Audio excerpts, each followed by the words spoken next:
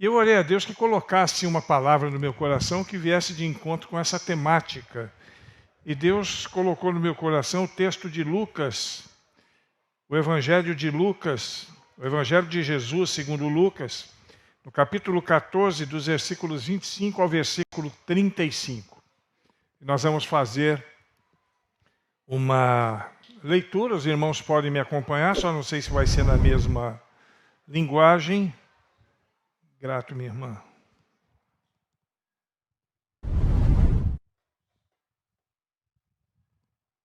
E aqui, onde é que eu coloco isso aqui? Aqui mesmo? Isso. Deu. Uma grande multidão ia acompanhando Jesus, e esse, voltando-se para ela, disse: Se alguém vem a mim e ama o seu pai, sua mãe, sua mulher, seus filhos, seus irmãos e irmãs, e até a sua própria vida mais do que a mim, não pode ser meu discípulo. E aquele que não carrega a sua cruz e não me segue, não pode ser meu discípulo. Qual de vocês, se quiser construir uma torre, primeiro não se assenta e calcula o preço para ver se tem dinheiro suficiente para completá-la? Pois se lançar o alicerce e não for capaz de terminá-la, todos os que virem rirão dele, dizendo: Este homem começou a construir e não foi capaz de concluir. Ou qual é o rei que, pretendendo sair à guerra contra outro rei, primeiro não se assenta e pensa se com 10.000 homens é capaz de enfrentar aquele que vem contra ele com 20.000? Se não for capaz, enviará uma delegação enquanto o outro ainda estiver longe e pedirá um acordo de paz. Da mesma forma, qualquer de vocês que não renunciar a tudo o que possui não pode ser meu discípulo. O sal é bom, mas se ele perder o sabor, como restaurá-lo? Não serve nem para o solo, nem para adubo. É jogado fora. Aquele que tem ouvidos, ouça. Palavra de Cristo. Uma palavra profunda. E tem tudo a ver com a nossa temática. A graça de Deus, ela nos proporciona a possibilidade de viver uma nova vida em Cristo. É o que aconteceu comigo. Como o pastor falou, uma vida complexa. E há 34 anos eu vivo uma vida diferente. Uma vida na graça de Deus. Agora, eu quero dizer que seguir ao Mestre precisa ser mais do que andar no meio de uma grande multidão. É necessário subir um nível nessa caminhada. Se tornar discípulo é viver uma relação de compromisso, da forma que o próprio Deus planejou para cada um de nós. É um nível a mais do que fazer parte de uma grande multidão. É muito mais do que uma vida meramente religiosa, mas é uma vida que precisa ser pautada nos princípios elementares de um cristianismo autêntico. E nós precisamos entender isso. É seguir o Mestre de verdade. Seguir de fato. Porém, nós não podemos segui-lo da forma que nós queremos seguir, mas como ele deseja ser seguido. E aí a gente começa a abrir mão de nós mesmos. Eu preciso segui-lo na maneira, no padrão que ele deseja ser seguido. E devemos seguir o Mestre, que por sinal nos observa em cada momento a nossa vida, o nosso progresso espiritual, com integridade, com muita integridade, para por fim vivermos num lugar onde Ele, somente Ele, pôde preparar para aqueles que o seguem. Siga o Mestre, é a ordem, é a proposição para nós nessa noite. Mas siga-o como ele deseja ser seguido. É dessa forma. Muitos procuram montar a sua própria perspectiva cristã, sua própria trilha na sua caminhada de vida. Isso é muito comum, a fim de não ter que abrir mão de si mesmo, a fim de não ter que se esvaziar de si. Muitos são seletivos, e muito seletivos. Há questões que desejam obedecer e há outras que preferem ignorar ou simplesmente descartar. Segundo pensam alguns, infelizmente, algumas orientações bíblicas são obsoletas, são ultrapassadas, são arcaicas, e alguns vão dizer que são até absurdas para o nosso tempo, para o tempo que vivemos. Eu gosto muito de observar o chamado de Levi. A gente vê lá em Mateus, no capítulo 9, no versículo 9, e ali nós vemos a postura de alguém que está de verdade disposto a seguir de fato um mestre e Senhor. Diz o texto seguinte: Jesus disse a ele: siga-me. Ele se levantou e seguiu a Jesus. Simples assim. Ele se levantou, deixou tudo o que tinha naquele momento e simplesmente seguiu a Jesus.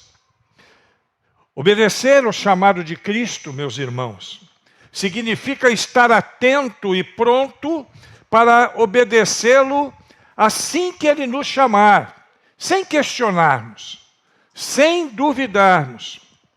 Mateus, nesse texto, nesse exemplo que nós demos, ele se levantou e seguiu a Jesus Cristo, da forma que Jesus Cristo tinha planejado para ele. Não da mesma maneira que a grande multidão o seguia. E a gente precisa entender isso. Mateus seguiu com compromisso. Mateus seguiu com determinação. Ele abriu mão de si mesmo naquele momento, deixando para trás todo um passado. Ele se tornou um dos 12 que estariam mais próximos de Jesus durante os 3 anos do ministério de Cristo na terra e até a sua morte, quando foi transpassado por uma espada. Mateus estava pronto quando chamado, ele decidiu se tornar um autêntico seguidor de Cristo, um autêntico discípulo. E ser um autêntico discípulo é muito mais do que caminhar no meio de uma grande multidão, ser mais um seguidor no meio da multidão. Ser autêntico discípulo significa ser seguidor de Jesus Cristo com todas as suas implicações. E nós precisamos entender isso. Precisamos entender que para seguirmos a Cristo, existem algumas implicações que precisam ser consideradas. Nós precisamos amar a Deus sobre todas as coisas. Nós precisamos amar a outras pessoas. E também nos empenharmos para fazer Cristo conhecido pelos caminhos por onde nós andarmos, conforme o ministério que nos foi dado pelo próprio Cristo, na grande comissão, que se aplica a todos os crentes, de ir e fazer discípulo por todo o mundo, pregando o Evangelho a toda criatura.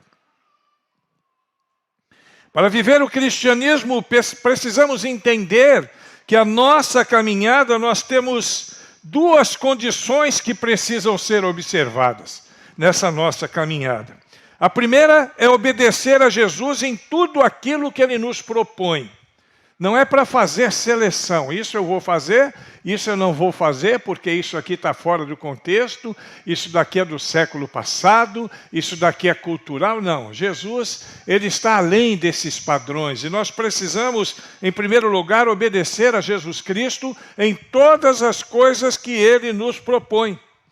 E a segunda coisa é entender, e aí a coisa começa a apertar um pouquinho, que isso tem um custo para nós.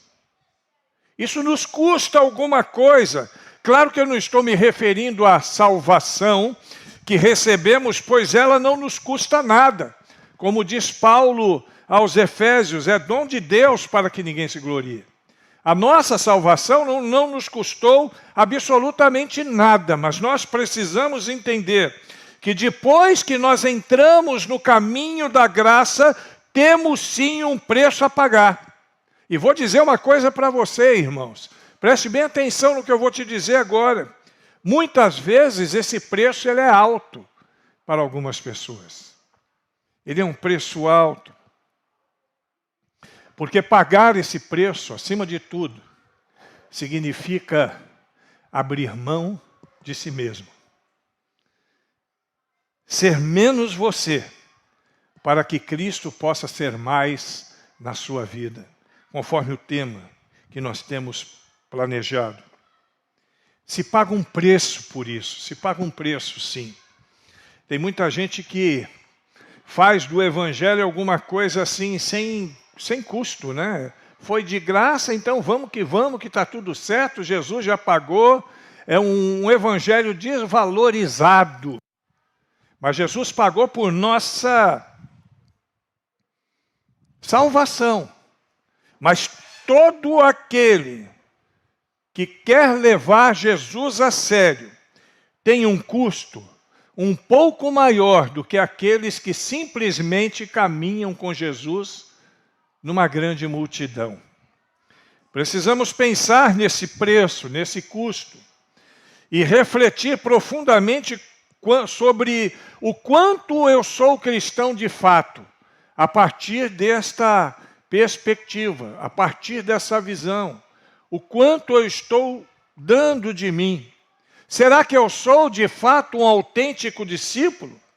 Nessa reflexão de hoje, que nós estamos propondo aqui no livro de Lucas, Jesus responde à questão sobre qual é o preço que pagamos em segui-lo. Nesse texto que nós lemos, no começo da nossa reflexão.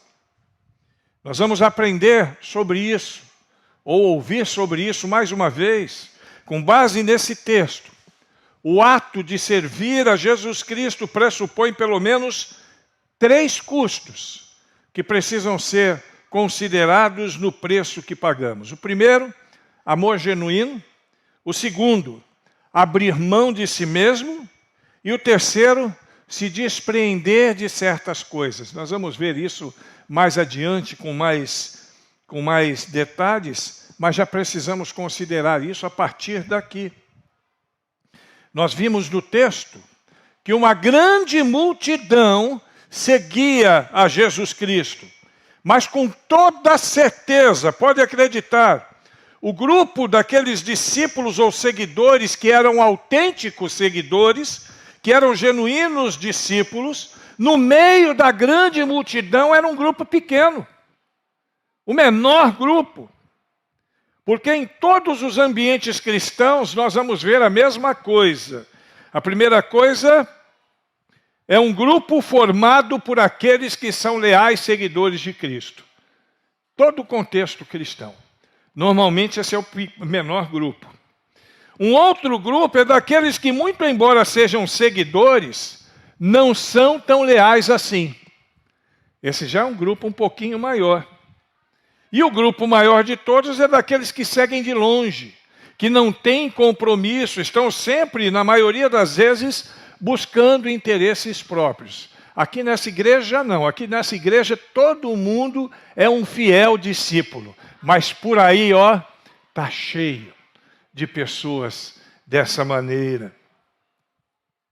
Certamente, o grupo dos verdadeiros discípulos é o menor entre os grupos, considerando todos aqueles que seguem a Jesus, justamente por causa do custo, do preço da lealdade, que às vezes acaba sendo muito alto, e nem todo mundo está disposto a pagar. Muito embora todos nós deveríamos pagar esse preço. Pois bem, existem as multidões, existem aqueles que são seguidores, mas não têm compromisso, e existem aqueles, que é o grupo menor, que seguem a Cristo com compromisso, com responsabilidade, doando a sua vida, pagando o preço que precisa pagar por isso. Jesus, ele tinha muitos seguidores, muitos seguidores. Por onde ele andava, as multidões o viam, o seguiam, o ouviam. E você vê isso com clareza na Bíblia, quando você observa o comportamento das multidões que acompanhavam a Jesus. Tanto nessa ocasião aqui narrada, como em outras ocasiões também. Muitos o seguiam, muito mais por interesses pessoais, por curiosidade, do que pelo desejo de se tornar um genuíno discípulo. Deixa eu perguntar para você. Quantos aqui seguem a Jesus? Diga amém. Você segue a Jesus com o desejo de se tornar um verdadeiro discípulo? Glória a Deus. A curiosidade, ela pode até despertar o interesse e transformar alguém na grande multidão, que é no sentido de ter desejo de se transformar, de se tornar um genuíno discípulo. Ela pode até fazer isso, mas nem sempre isso acontece. Existem pessoas que seguem Jesus há anos. E isso nós vemos nas igrejas. Seguem Jesus, são cristãos, vêm na igreja, são aqueles que inclusive são os guardiões da ortodoxia. Aqui não tem não, mas por aí está cheio. Guardião da ortodoxia. Deus me livre eu chegar em alguma igreja num dia de aniversário e vir com uma calça jeans, um sapato desse e uma camisa dessa cor. Eu ia ser escorraçado, porque ia ter, em algumas igrejas tem os guardiões da ortodoxia. Então tem que estar de terno e gravata, tem que estar composto, muito embora eu não esteja descomposto aqui de jeito nenhum, né? Mas é desse jeito.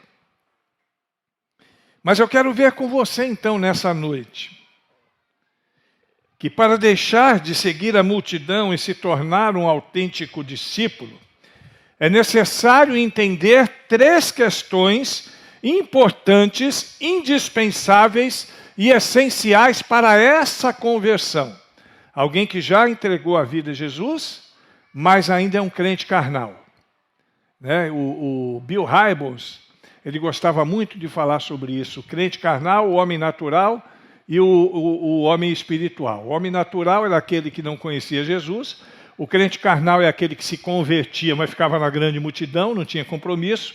E o homem espiritual é aquele que se submetia. Então tem muita gente dentro da igreja que já veio para a igreja, já faz parte da multidão, alguns já foram batizados, outros já fazem parte do rol de membros, mas precisam ainda se tornar autênticos seguidores. Não aqui, mas por aí nas outras igrejas, está cheio disso. E a gente precisa pensar nisso. Eu vejo essas questões principalmente, basicamente, em 3 versículos do texto que nós lemos. No versículo 26 está escrito assim: se alguém vem a mim e não apresenta esse amor, então não pode ser meu discípulo. Palavra de Jesus, não é minha não. Se tiver que reclamar, reclama com ele, não comigo. No versículo 27 diz: se alguém vem a mim e não abre mão de si mesmo, não pode ser meu discípulo. 2. E a terceira está no 33. Se alguém vem a mim e não apresenta um desapego, então não pode ser meu discípulo.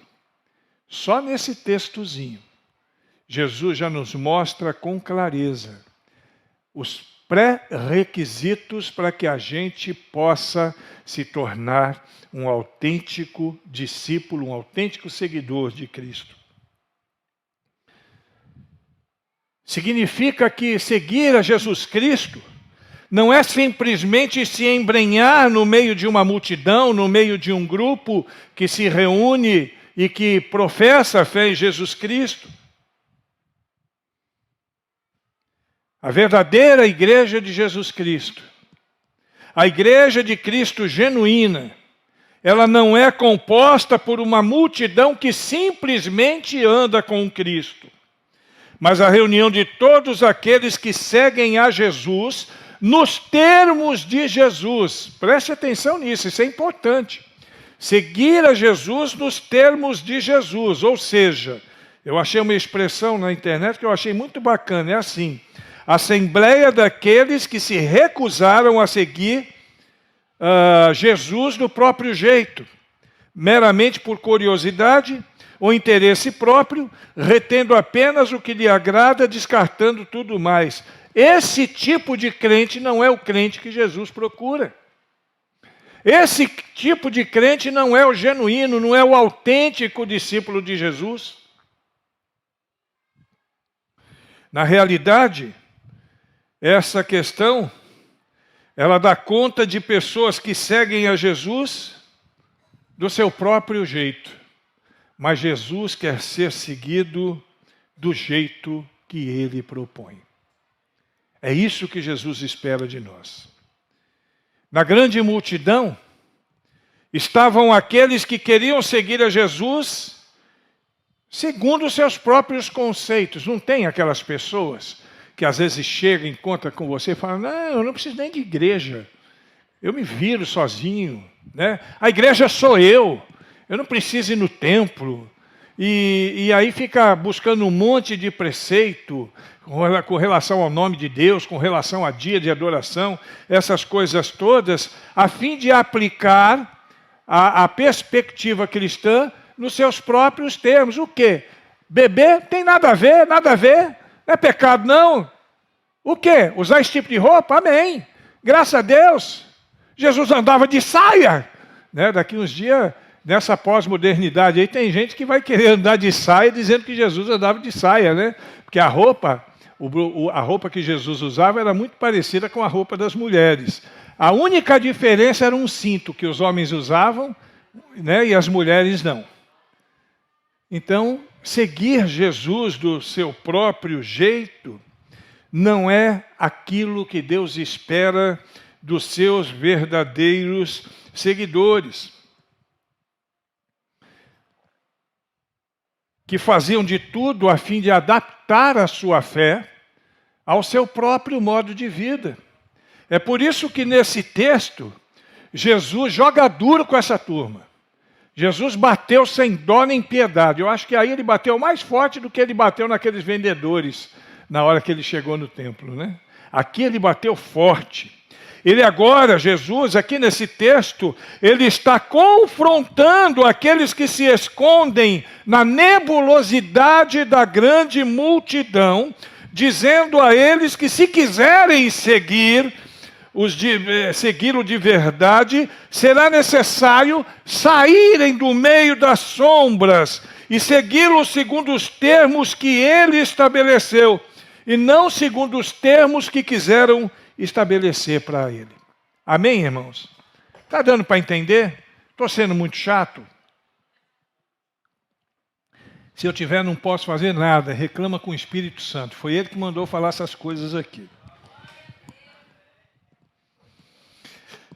Vamos ver então 3 custos, e até agora foi introdução, agora que eu vou entrar na mensagem, viu? Deixa eu ver se dá tempo, dá tempo. Vamos ver rapidamente 3 custos que nós pagamos quando nós nos tornamos autênticos discípulos de Cristo. O primeiro preço a pagar é o amor. Isso vem em primeiro lugar. 26. Se alguém vem a mim e ama seu pai, sua mãe, sua mulher, seus filhos, seus irmãos, suas irmãs, ou até a própria vida mais do que eu, não pode ser meu discípulo. O texto está falando literalmente de amar a Deus. Não um amor qualquer, como aquele amor que nós demonstramos muitas vezes pelas pessoas. Nós aqui não, mas por aí tem muita gente que demonstra um amor interesseiro, que demonstra um amor sem sentido. Pessoas vivendo uma vida promíscua e dizendo que está fazendo amor, coisas dessa natureza. Não é esse tipo de amor que eu me refiro, não. Pessoas que amam como, assim, se ama um time de futebol.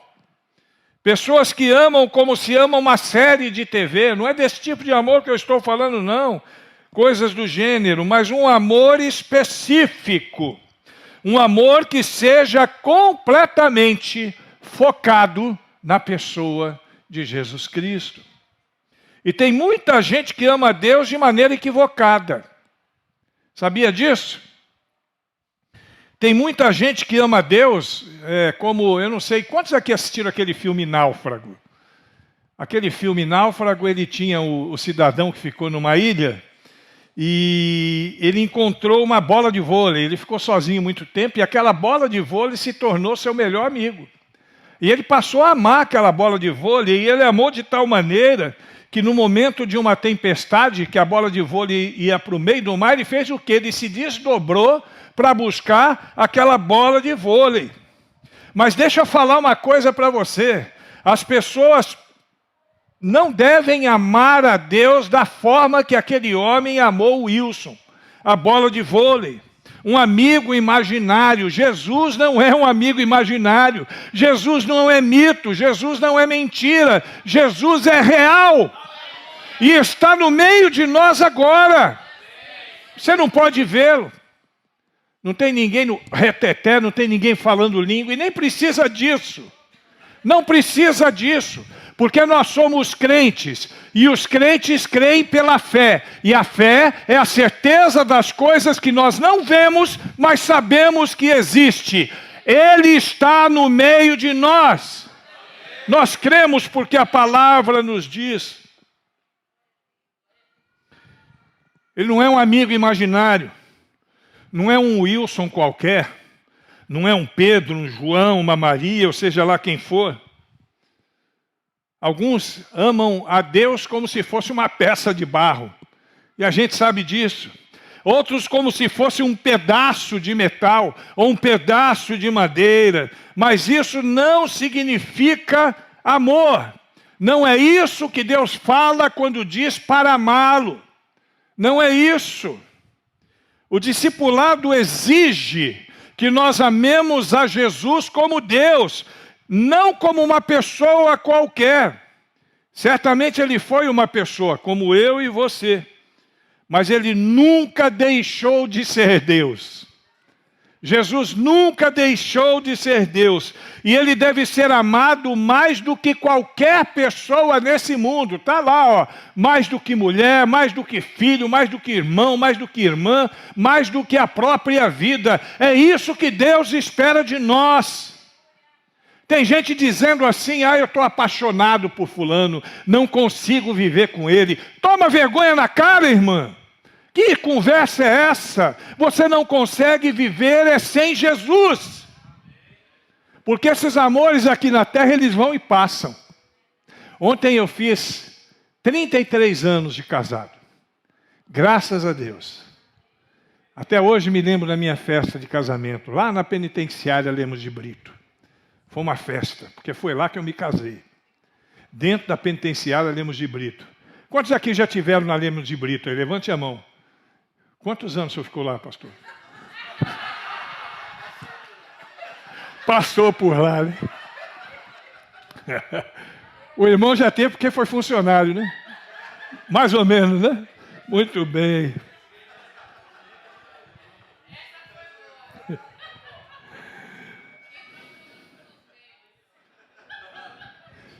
Amo a minha esposa, mas não a amo mais do que eu amo a Deus. Minha esposa é minha companheira, guerreira, caminhamos juntos, sofremos muito juntos, porque a nossa história é uma história complexa. Minha esposa, ela era lésbica quando me conheceu, um pouquinho antes de me conhecer, ela se converteu. E eu era marginal, estava preso. Então dá para imaginar, quando juntou os dois, como foi difícil. Mas com o amor nós superamos tudo. Estamos nas bodas de Crisal, é isso, né? Bodas de Crisal, 33 anos. Eu fiquei sabendo hoje que alguém mandou para mim.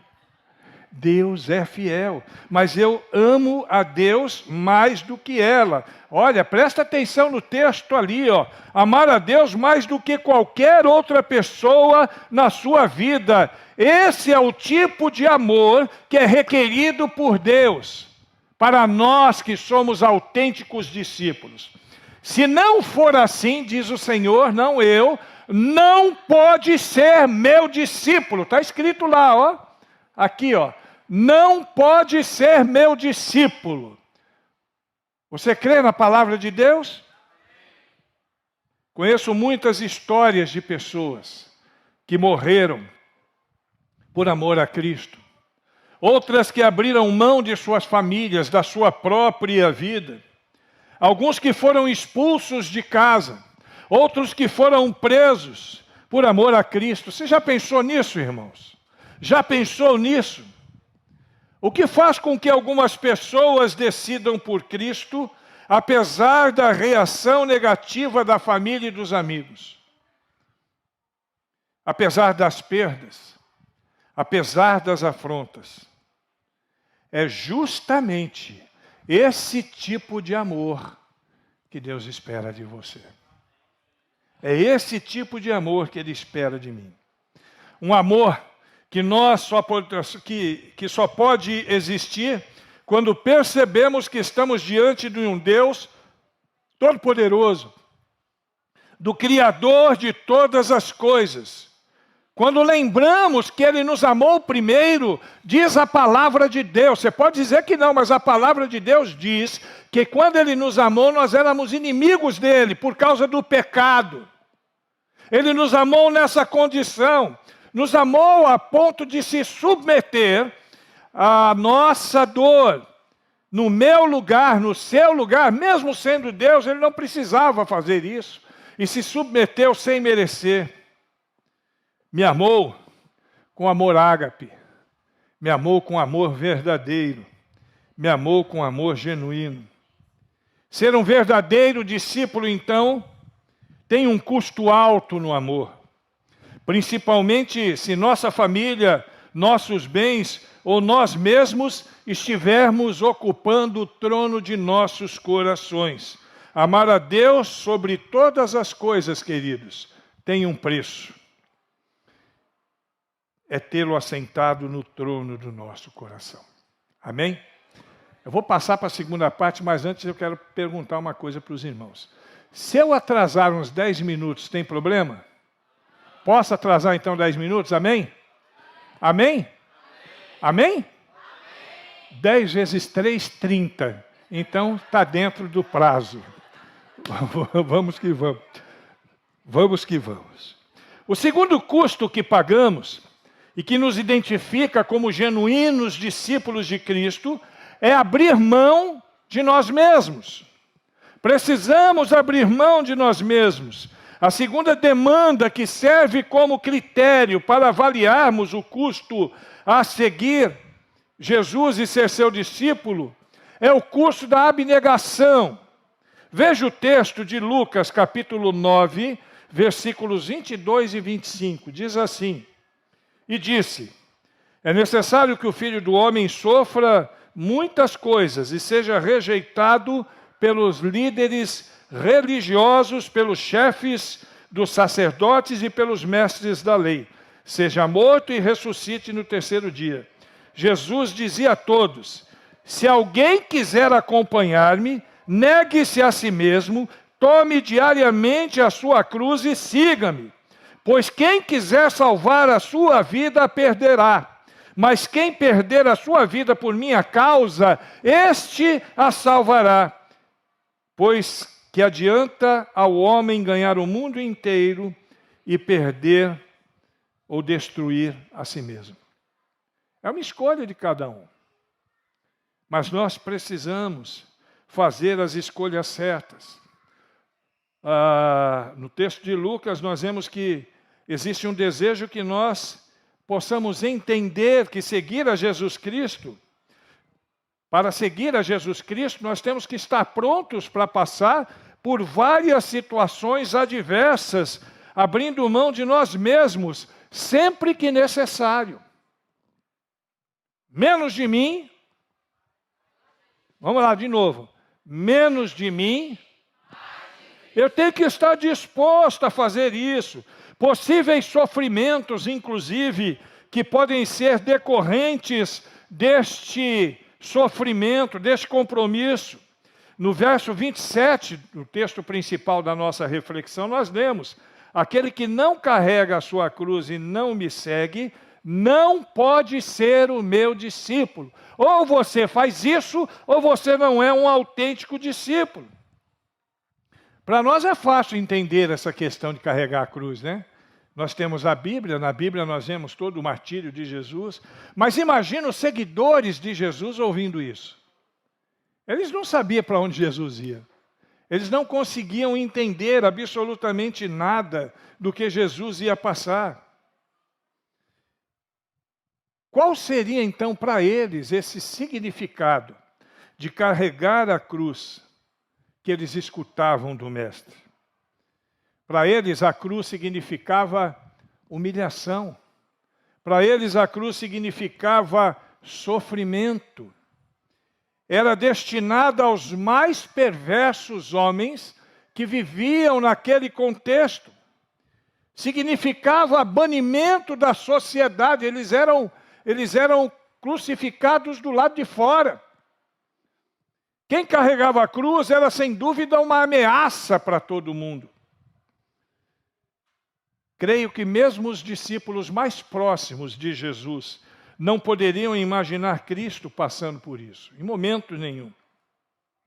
Até porque eles não entendiam ainda este mistério. Em João capítulo 9, 44, 45, nós lemos isso.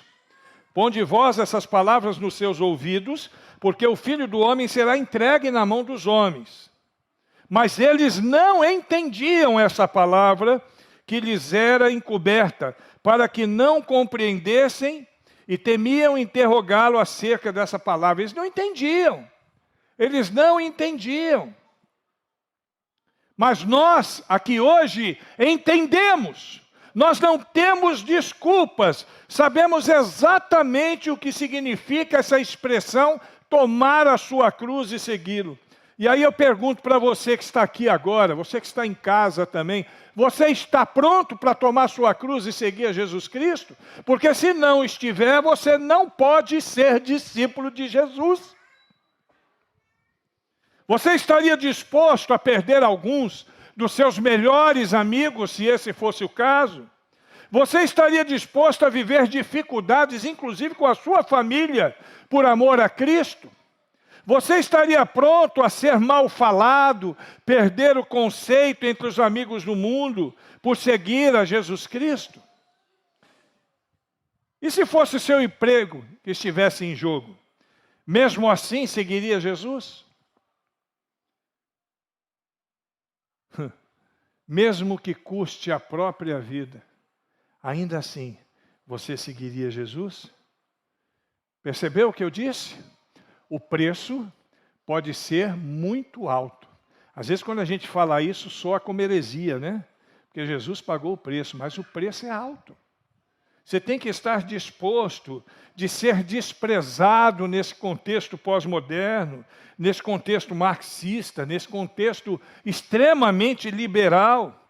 Virar alvo de chacota, muitas vezes entre amigos e até parentes, no trabalho, na escola. Mesmo assim, nós precisamos carregar a nossa cruz. Não a cruz que foi construída por nós mesmos. Essa é pequenininha. Se eu for carregar a minha cruz para cá, construída por mim mesmo, ela vai ser pequenininha, para não me pesar tanto. Essa é muito leve, não serve, mas é que foi construída em decorrência da nossa fé e a nossa fidelidade a Cristo. É um custo que precisa ser considerado. O politicamente correto hoje implica em abrirmos mão de muitas questões éticas e morais. Posturas que são antagônicas ao Evangelho pregado por Cristo. Eu acho que eu não preciso nem dar exemplos sobre essa questão, que na medida que eu falo, eu sei que todo mundo já tem muitas questões em mente aí, referentes a isso. A cruz que nós devemos carregar não é a cruz do que não pode ofender ninguém. Em alguns momentos podem ser que nós sejamos, eu vou botar entre aspas, porque esse não é o termo, mas sejamos vistos como ofensivos. Não é a cruz que não nos custou nada. A cruz que devemos carregar é aquela cruz que foi ofertada por Cristo, por causa dele, só e somente só por ele. Essa cruz eu preciso carregar.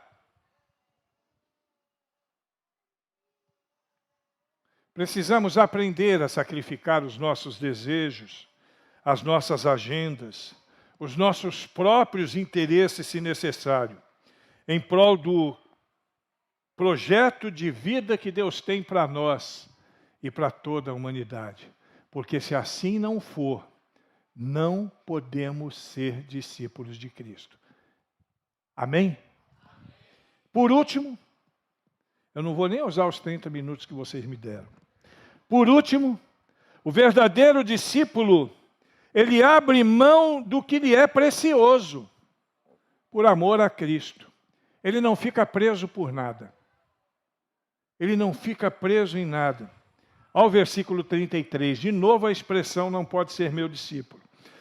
Da mesma forma, qualquer de vocês que não renunciar a tudo que possui, não pode ser meu discípulo. Quem está falando isso? Então, manda quem pode, obedece quem tem juízo.